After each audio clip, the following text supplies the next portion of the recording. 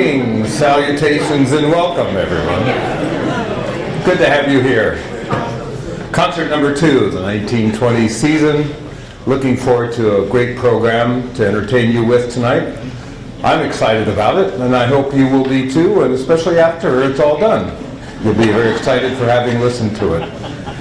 It's a French program. All 3 composers are French, even though one was born in Cologne, I guess you can call that French, and of mixed both French and German parentage. And I'd like to talk about that person first. Offenbach was his name, Jacques Offenbach, French first name, German last name. And he's most famous for having composed so many operettas. You've all heard of Orpheus in the Underworld. You've probably heard of the Faust operetta that he composed. Over 100 or so different operettas. Very, very popular composer of the day. All 3 of these composers, by the way, were born in the early 1800s. So they're all within 3 decades of each other of their births. So it's a pretty narrow time frame that we're looking at. But 3 very distinct musical languages of these people. I like to think of Offenbach's music as being really close to Johann Strauss. It's light, it's bubbly, it's sparkly, it's tuneful, it's not terribly deep, but it's very entertaining, which is the case with this particular overture. The beautiful Helene. The story is not important. All you need to know is that it's all about the story leading up to the Trojan Wars. So that's all you need to know. I put it on this program just as a curtain raiser, literally, like an overture is. It starts off nice and bright, suddenly pauses, has a quiet melody, and then it picks up once again, and then there's a beautiful melody which I explained to the orchestra the other night makes me always think of the Skater's Waltz. Dee da da dee da da dee da dee da dee da da dee da da, etc., etc. And then we have contrasting melodies, and it gets slower, it gets a little darker. After all, this was a tragedy. This was not a comedy.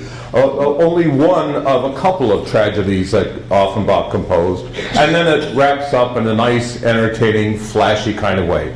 Just a great opening curtain raiser for you to sit back and listen, get your ears all ready for what's to come later on.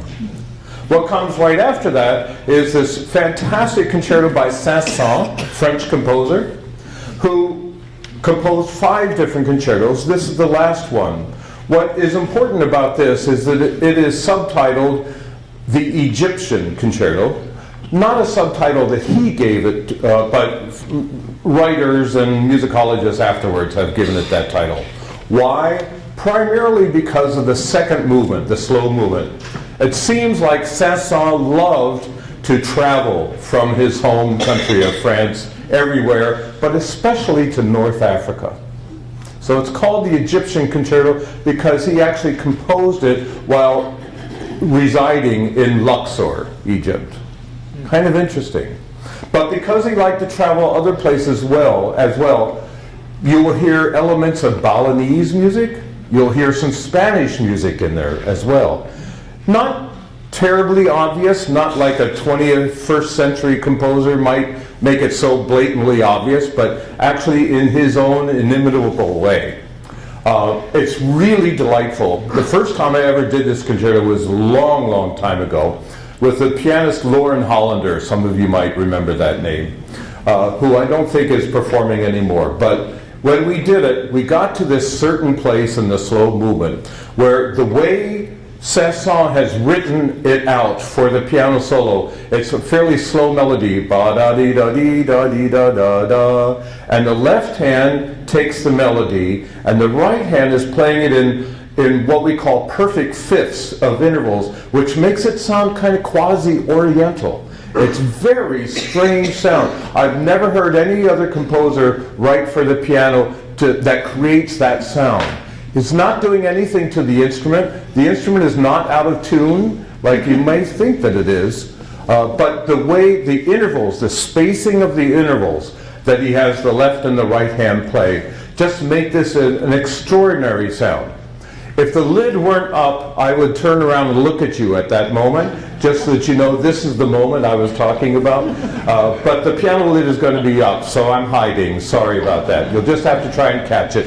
It does happen a couple of times during the slow movement. The beginning of the slow movement is this wonderful in the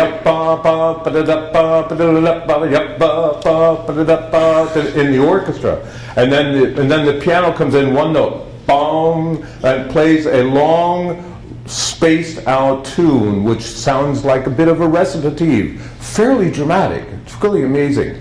And then there's an amazing place where, in the middle of the slow movement, where he just does on the piano, dee-do, dee-do, dee-do, dee-do, and then the left hand does the melody, dee-da-da, dee-da, etc. And it's just, it's actually miraculous. It's so colorful, which is what I always look for in French composers. Very colorful. I know that's almost stereotypical to say, or too much of a stereotype, but when it comes to French composers, whatever their period, I'm always looking and listening for the color that they have. You'll know what I mean. If you're just listening even semi-intently, you'll hear it for me. The first movement is just a nice, again, I would call it French. I don't know how to describe it. The da-da, da-da, dee-da, dee-da-da, dee-da, da-da, dee-da-dee-da-da, dee-da, dee-da. And then, before you know it, he's going all over the keyboard. And this soloist of ours, Aristo Sham, is actually fantastic. He's still just a young guy, I don't know, he's 8 or 10 or something like that. But you know, when you get to a certain age, they're all like that age. Right? He's not. He's in his 20s. Do read his bio in the program book before the evening is over. He's truly, truly an outstanding talent. And someday you're going to be able to say, I heard him when, because he's that good. Turns out he's a combined, he studies currently at Harvard and at New England Conservatory of Music, getting a bachelor's in of French and economics, and a master's degree in piano performance. Go figure. It's like just a slight tangent here. One of my favorite shows in all of Radioland is Wait, Wait, Don't Tell Me. And did you hear the interview the other day of the young lady who had a grade point average at MIT of 5.0? Seriously, try and figure that out.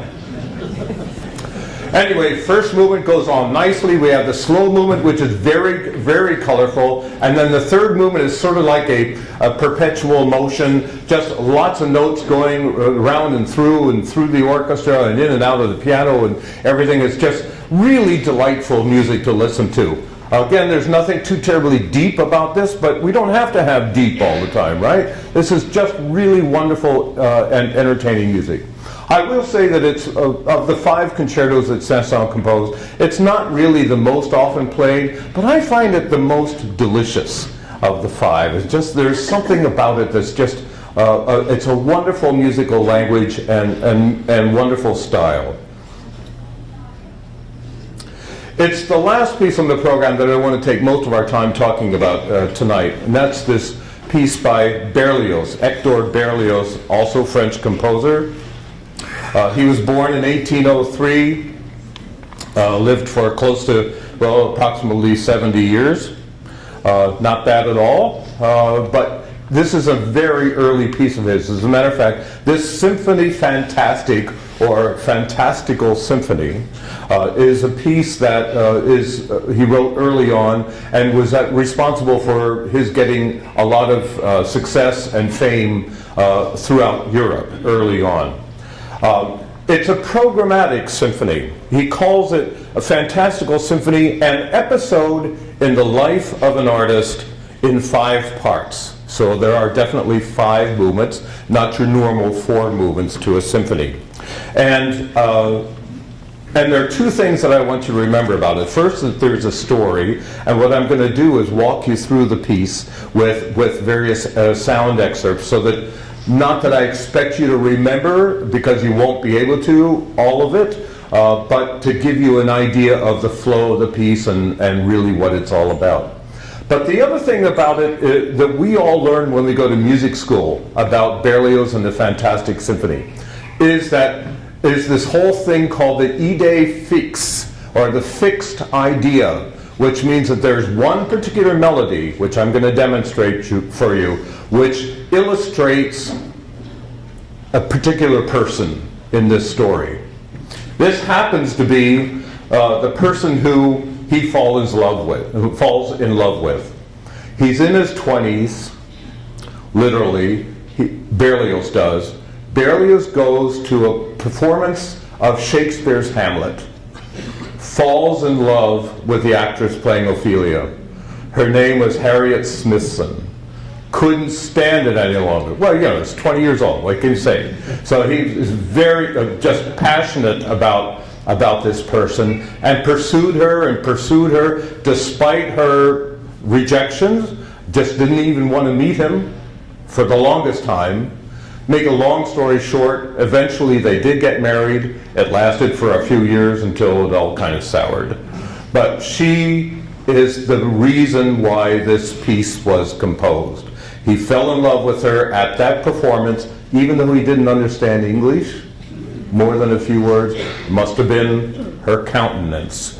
But fell in love with her, and then wrote this piece about unrequited love. So he himself, in the first program note, says about this piece, a young musician of extraordinary sensibility and abundant imagination, in the depths of despair because of hopeless love, has poisoned himself with opium. The drug is too feeble to kill him, but plunges him into a heavy sleep accompanied by weird visions. His sensations, his emotions, and memories as they pass through his affected mind are transformed in this piece into musical images and ideas.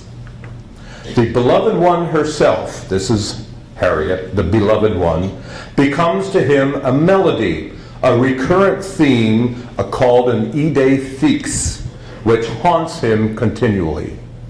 Okay, so I'm going to try a little experiment here. Ba, ba, da, ba, da, da,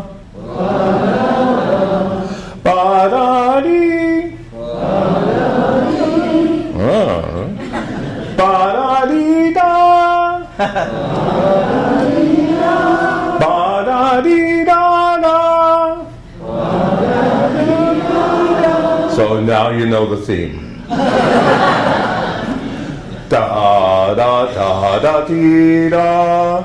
I'll do it again. Da da da dee dee da dee dee da dee da dee da dee da da dee da dee da. That's and you hear it in every movement of this symphony, most especially in the first movement. So I'd like to demonstrate to you what you hear, first of all. Here's the first instance of it.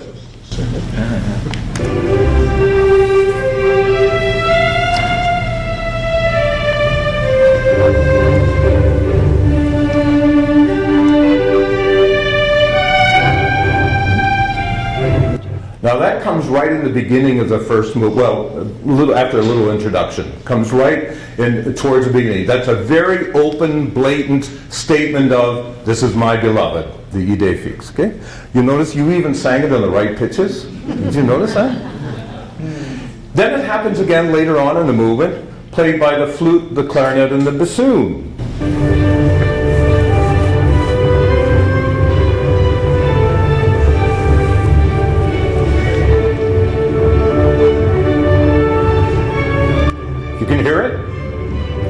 So I know you'll be able to recognize that once we do it, because it's pretty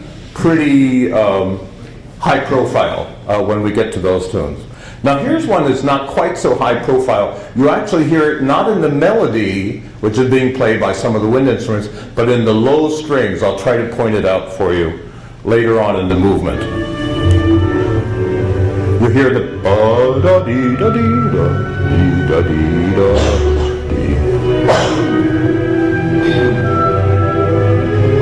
I hear it da-da-dee-da-dee-da in the middle there, in the bottom of the orchestra.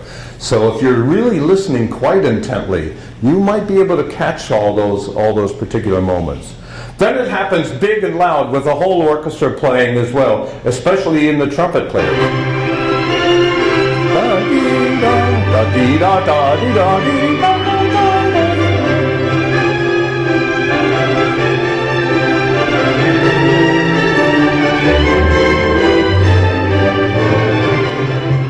Etc. It happens yet again, and these are only the 6 most obvious examples where he sticks it into the music. This is played by the woodwinds themselves, this same melody. Hear it?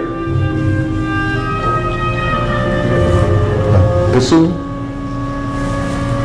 And then it would go off into something else. Just another way that doesn't always have to be the same, you know. And then at the end of the movement, you hear the first violins again doing it one last time, and it just sounds like da da da dee dee ah, dee, like one final pained moment that he is yearning for his beloved. Listen to this.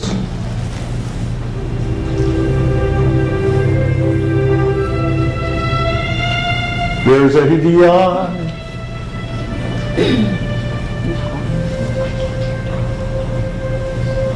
So those are the demonstrations of what the idée fixe is. And you'll be hearing it in each movement. Not so many times. This is the one movement where it happens a lot. But it does happen in all the successive movements. So here's the storyline. And you should know that Berlioz actually wrote out a paragraph for each movement. So it's that paragraph which he tries to illustrate, not word for word, but just in general characters, what's going on in each of the movements. So the first movement, he says, first, this artist that we're talking about remembers that weariness of soul, that indefinable longing, that somber melancholy, and those objectiveless joys which he experienced before meeting his beloved. So it starts off.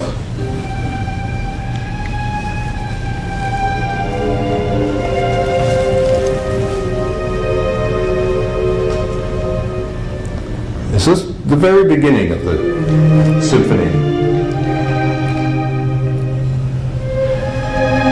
Totally reflective, totally melancholic. Doesn't pick up steam yet.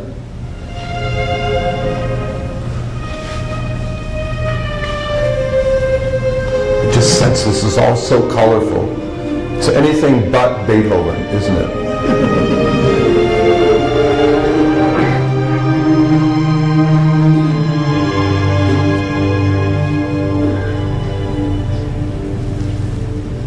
I find that so mysterious and so engaging to be able to actually conduct. Then, the volcanic love with which she at one time inspired him.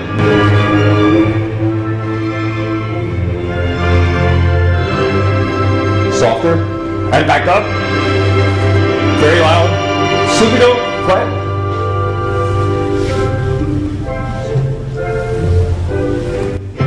Whoa, surprise. Also his delirious suffering.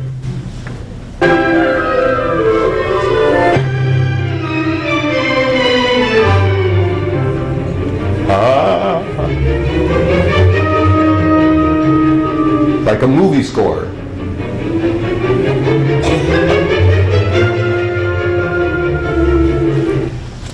But also, slightly later, his return to tenderness, another color altogether. Listen.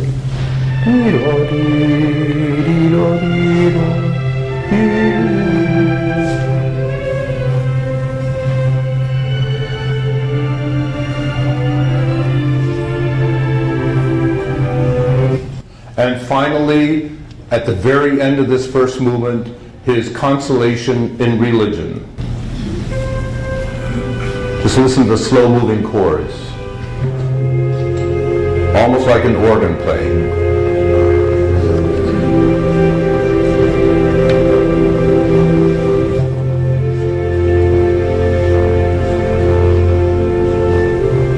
Very slow-moving. All kinds of opportunity just to reflect.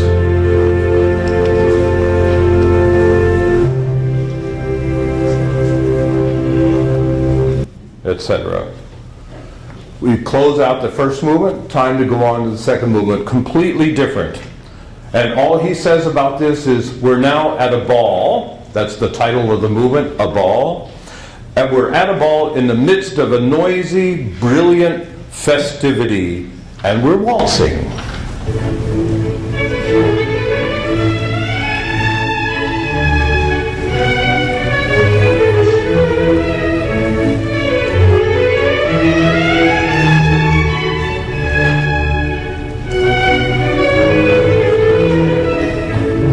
And on we go. But wouldn't you know, he finds his beloved.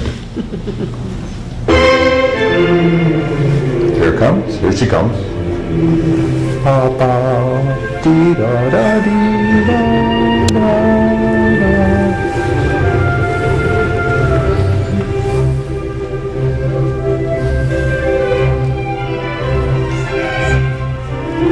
And because this is a musical composition, we have to give it some shape, so we come back to the ball.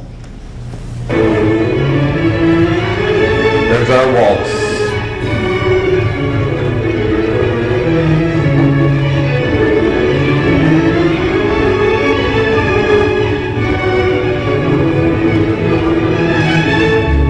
But of course we have to come back to her. There she is.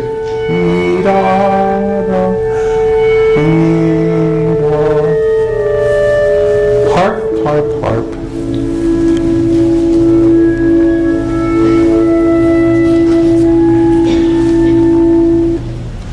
Nice. And then we wrapped it up.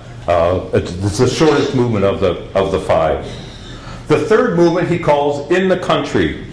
And he says, on a summer evening in the country, he hears two shepherds calling each other with their shepherd melodies. One you'll hear on stage, and the other one you're going to hear, our first oboe, backstage. This is English horn.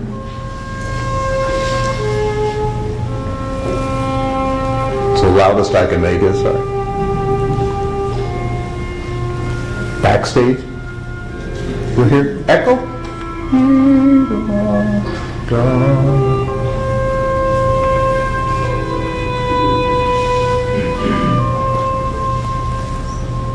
Those are the two shepherds. You can't miss them.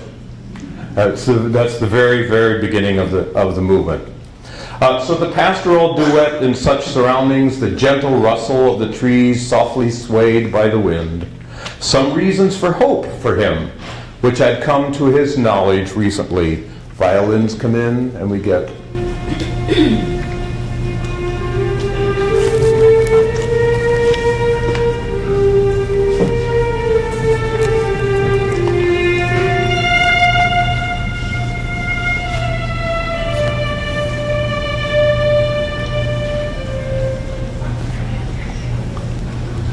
nice back, just taking it easy in the field. I can just, through his colors, I can just feel the sunlight on me at that point. All of those things unite to fill his heart with a rare tranquility and lend even brighter colors to his fancies.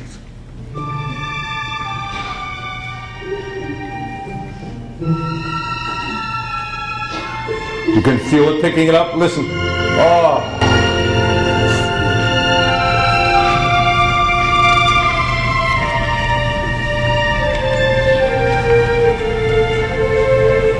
And it picks it up. Relaxes it. Oh, back up again. Moving brighter colors. Right. Bringing it down. Wrapping it up.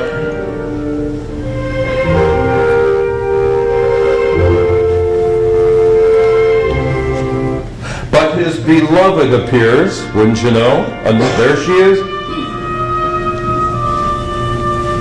And spasms contract his heart.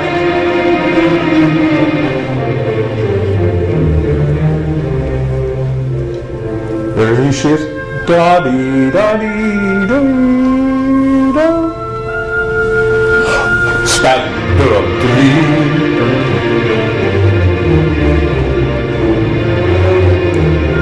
And he's filled with dark premonition. What if she proved faithless to him?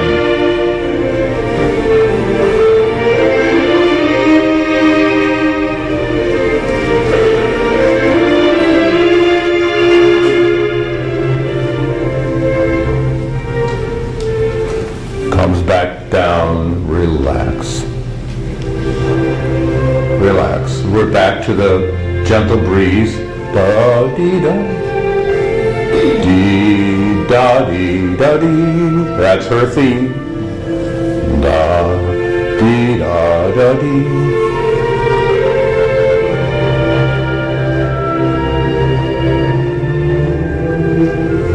And picks up. Like maybe I'll meet her. We don't know for sure. Then only one of the shepherds calls. No one backstage anymore. If you listen carefully, you'll hear thunder.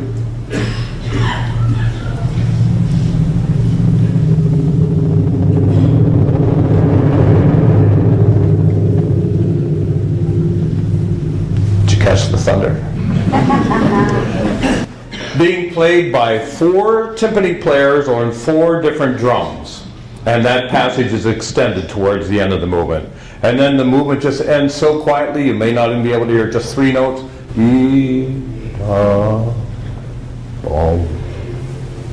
Which is his solitude, silence, and the sun finally setting. 4th movement, complete change once again. He calls this the march to the scaffold. Yeah. And what he wrote was, he dreams he has killed his loved one, that he's then condemned to death and led to his own execution. This is the part that musicologists say he probably composed under the influence of opium, but we won't go there. So we hear, first of all, a march, now gloomy and ferocious.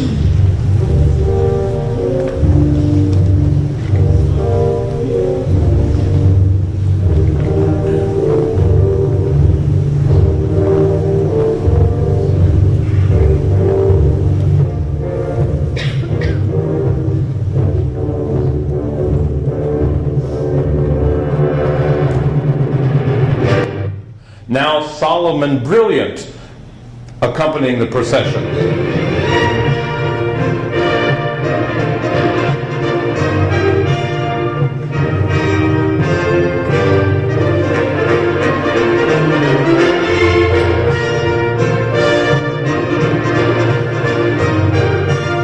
Noisy outbursts are followed without pause by the heavy sound of measured footsteps.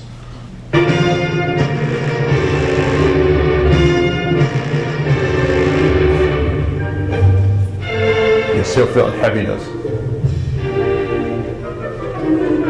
Jump, jump, jump, jump, jump, jump, jump, jump, jump, jump, jump, jump, jump,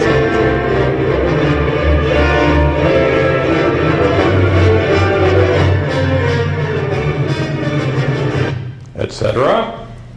Finally, like a lost thought of love, the idée fixe appears for a moment, only to be cut off by the fall of the axe.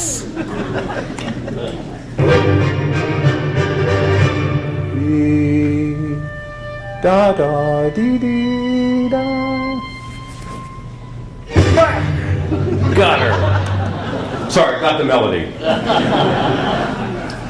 The last movement is titled by him, Dream of a Witch's Sabbath, which is why we try to do it around October, November. He says he sees himself as at a witch's Sabbath, surrounded by a fearful crowd of specters, sorcerers, and monsters of every kind, united for his burial. Unearthly sounds, groans, and shrieks of laughter.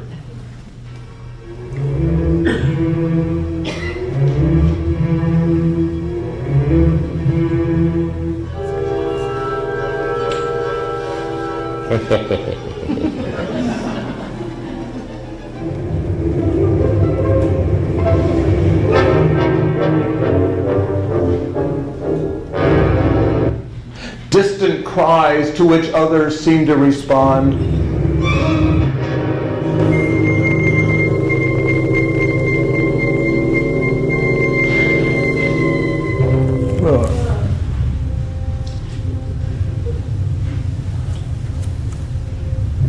That happens for a while.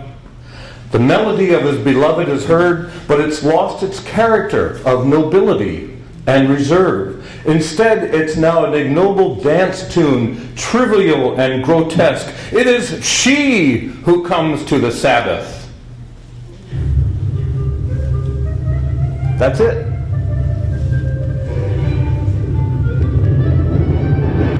A shout of joy greets her arrival.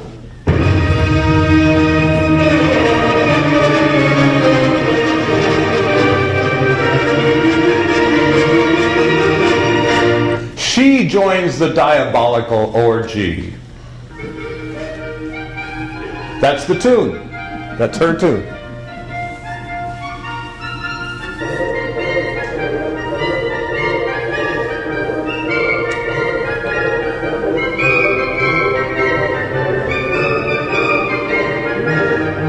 Played on the tiny E-flat clarinet.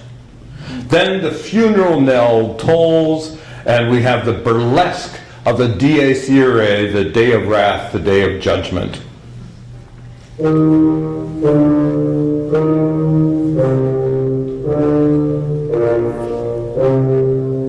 the Dies Irae. Hear the church bells?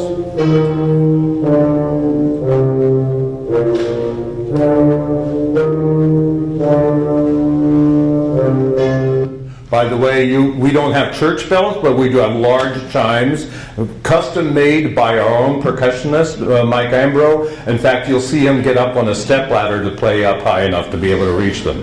You'll see him. Then we come with the dance of the witches.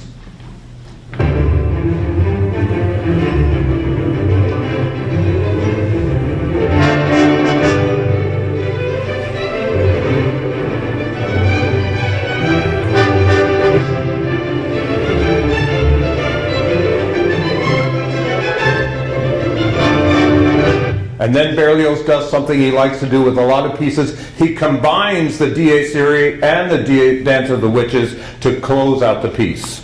See if you can hear both. It's the witches. Ready? Here it comes. And the witches are still going.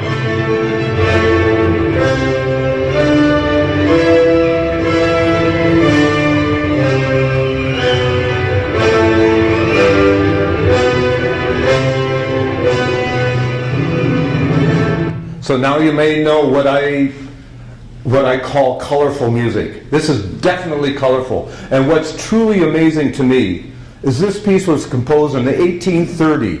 That's only 3 years after Beethoven died.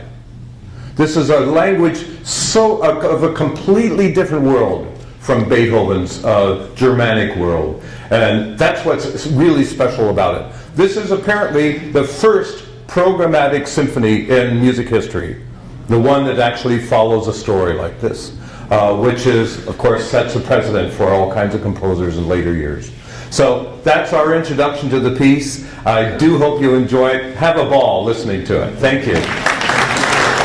Now let me give the floor to you all and see what questions you might have for Bruce or for Aristo. Yes.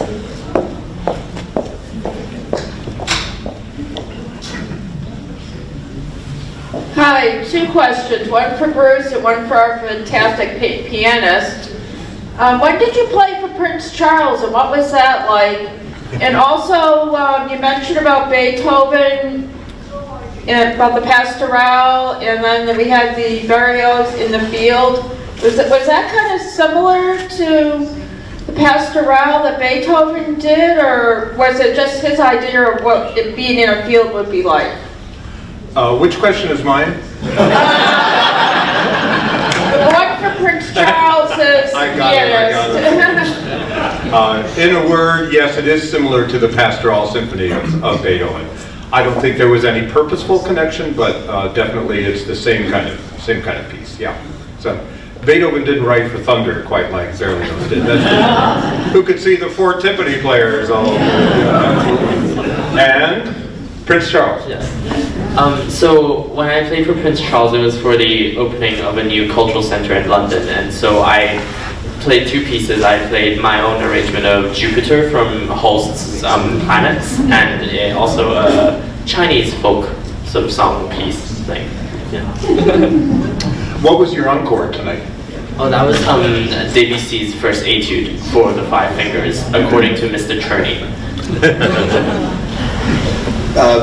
The Berlioz, that cannot be an easy piece to put together with the entire orchestra, given the demands that on each section. Basically, everybody has to really stand out at some point. How are you able to pull that all together in, well, I don't know, what do you get, 2 rehearsals, 3 maybe? We had 4 rehearsals, starting with Tuesday night. And I guess what you do is, first rule of conducting is, stand on the podium, shake your stick till the music stops, turn around and bow. That's what we did. Seriously, all I do is give the beats. I give the beats to the orchestra. They're the ones who do all the hard work, and having to play all the music. And it's my job to make sure we're just doing it all together, and they're following the beat together. It's actually quite simple, but it's extremely difficult. Do you know, or does anyone know, how shall I say, a pianist of a certain age? In other words, an older person could do those first 2 movements of the Sanson. Well, I think there are plenty of pianists that are now in the 70s and 80s that do still perform a lot. And I saw Martha Argerich in Salzburg in August, and she was playing Tchaikovsky first, and she still can play octaves like no one else in the world, and she's 78. I didn't think anyone else could do what you did. Bruce, you said all you did was wave the wand, but in 4 practices and this whole concert, how much weight do you lose? I think this is a couple pounder, actually. I'll let you know after I check on the scale tomorrow morning. Pardon my ignorance, I have a litany of questions about the chimes because I've never seen anything like that. You mentioned at the pre-concert that the timpanist had made his own. So is that set unique to this piece? Did he just feel like making them? Tell us a little bit about the chimes. Our principal percussionist, Mike Ambroszewski, decided to do it on his own. I didn't know he was going to in advance, but it requires extra long tubes because of the pitches that what's his name? Berlioz wrote into the score. So what's interesting, the score says the chimes part is written out like a piano score, and he says chimes or piano. Now, I've never heard it played on the piano, and nobody would want to ever do it. But I think that's, so the chimes are needed because some of the notes are so low. So you have to have a longer chime to do it. The BSO has its own special set of pipes for this particular piece. Mike decided to do all on his own. I was surprised, and I saw it at our first rehearsal Tuesday night. I said, hey, go for it. This is great. And we practiced over the course of the 4 rehearsals different different kinds of mallets and different ways to stroke it to make it sound the way it's supposed to sound. It's supposed to sound like church bells off in the distance. As a matter of fact, Berlioz originally wanted the chimes to be off stage. But when I saw this set of pipes, I thought, my audience has got to see this. So we stayed right on stage, and I'm sure you got a charge out of watching him play. At least he didn't fall off the ladder, thankfully. He was on a step ladder. Doesn't matter where he hit the chimes. Oh no, that's what you do is you hit on the top edge. So if you can see it closely, each pipe is strung as there's a hole, maybe about 4 inches down or so from the top, and they are suspended on probably a leather strap or something like that. Nothing to interfere with the vibration, and so he strikes. That's why he has to get up tall, because you can't hit it in the middle of the pipe, then you get all the wrong overtones. Okay. Maestro, what is your strategy for learning such a difficult orchestral score like the Berlioz? Oh, I start about a year in advance, seriously, and I start looking at the book shapes, and actually when I learn a score, I study a score by just sitting down and looking at it, and I can hear it in my ears just by looking at all the parts and all the notes, and I just have to do that over and over and over, just like a pianist would practice over and over and over, a violinist or anybody else. The good news is that when you get to be my age, many of these pieces I've done before, so it's not like I'm learning them for the first time. But actually, I think the first time I did this was back in the late 70s, quite frankly. So it's been a few times. And I'll share with you that, many of you know that one of my teachers was Seiji Ozawa. And this was his signal piece. I mean, this was what every audience wanted to hear from him conducting the BSO. And I have so many memories, even while conducting tonight, seeing Seiji up there on the podium conducting the BSO in the piece. It brings me all the way back to my student days. And I love it for that point of view. But it's the hard thing about this piece, especially the slow in the country movement, is that it can get really slow and not so interesting. It's all about the pacing, keeping it moving, so you keep your attention as we're playing. Question for Mr. Sham. When you play the piano for your own recreation and relaxation, what kind of music do you play? Well, I rarely get to do that these days, but I enjoy playing all sorts of music. I mean, right now I had a bit of free time last year actually, and I sort of embarked on my project of trying to learn the complete piano works of Brahms, and I got about a third of the way through, and yeah, so I think that would be what I would be doing with my free time right now. Thank you.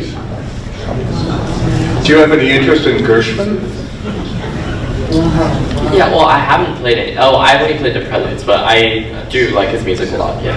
Okay. When you go to pick a piece, when you agree that you're going to come play it, do you know the piece ahead of time, or do you have to talk to Bruce and say, hey, can we do this one?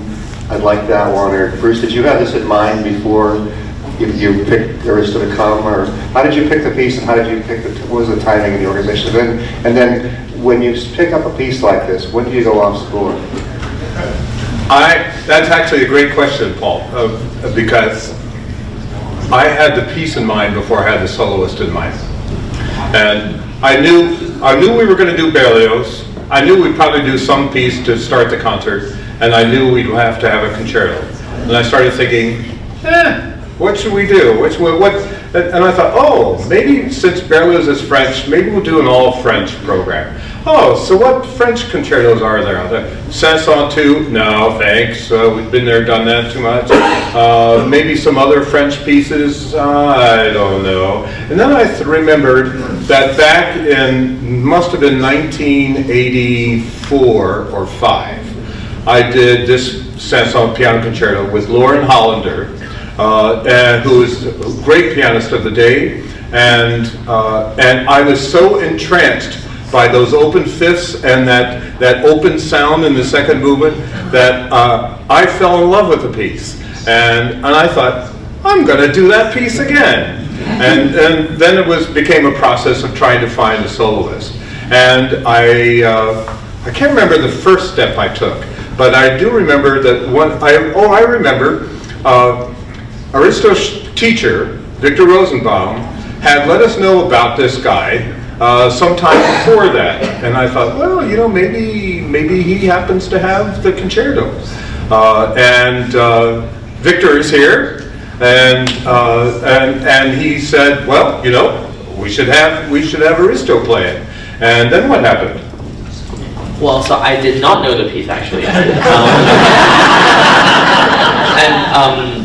So when was it that you told me about? Probably quite. It must have been about a year ago. Yeah, maybe about a year ago. But I had been really busy up until late August, so I actually started picking up the piece at the very end of August. And yeah, but it's been a lot of fun learning it and getting to know it. And when do I go off score? I guess it's a gradual process. Like it's just whatever that I feel internalized enough that sort of becomes automatic and part of sort of what I truly know and believe in, and that happens bit by bit throughout the piece.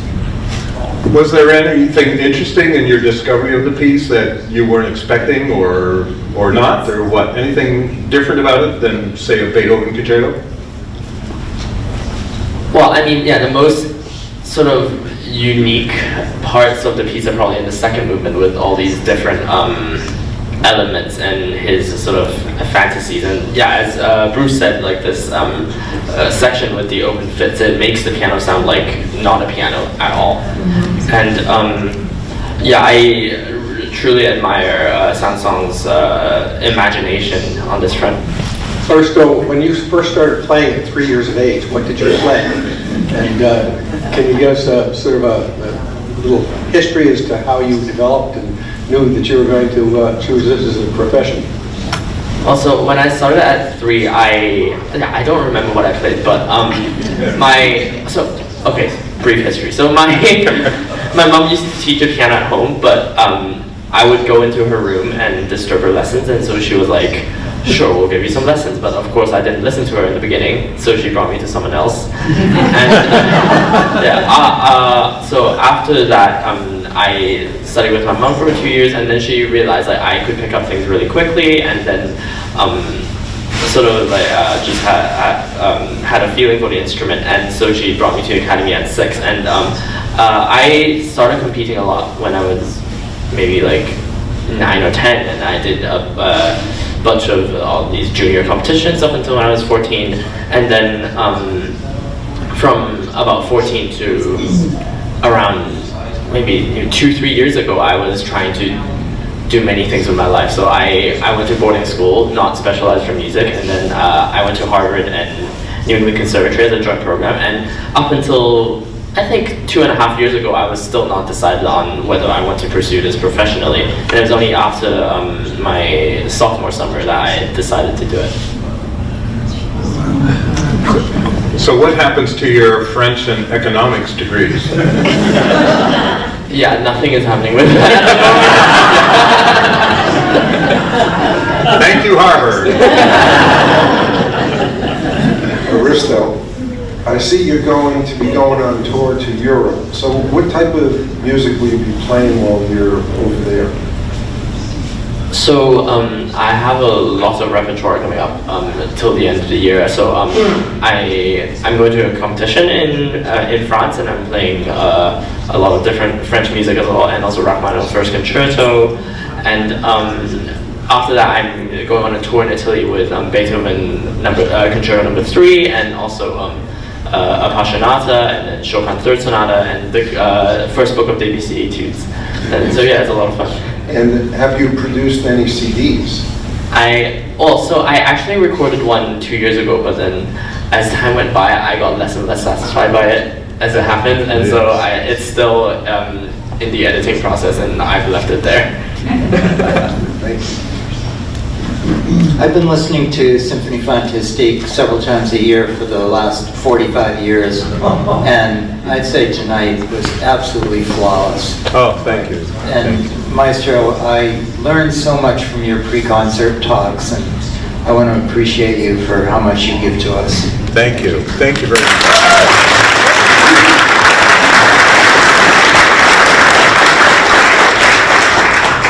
Checks in the mail.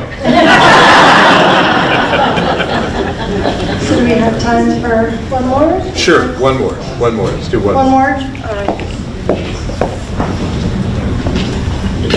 Aristo, wonderful tonight. I noticed in your bio that you said you played in Hong Kong fairly recently.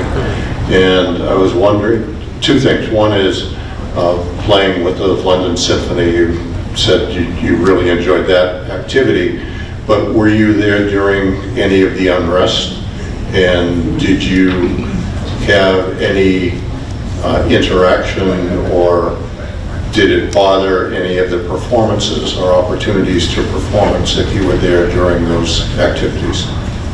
So we were very fortunate that the concert was scheduled a week before the 70th anniversary of the Communist Party, and so that was when the protests really stepped up. And so actually when we were there that week was exceptionally peaceful. We didn't see anything happening, and the streets were unusually empty, so it was a great time to visit. I had some guests come from abroad as well, and they enjoyed it so much because there were no lines anywhere and no crowds anywhere. So yeah, we were very fortunate with the timing.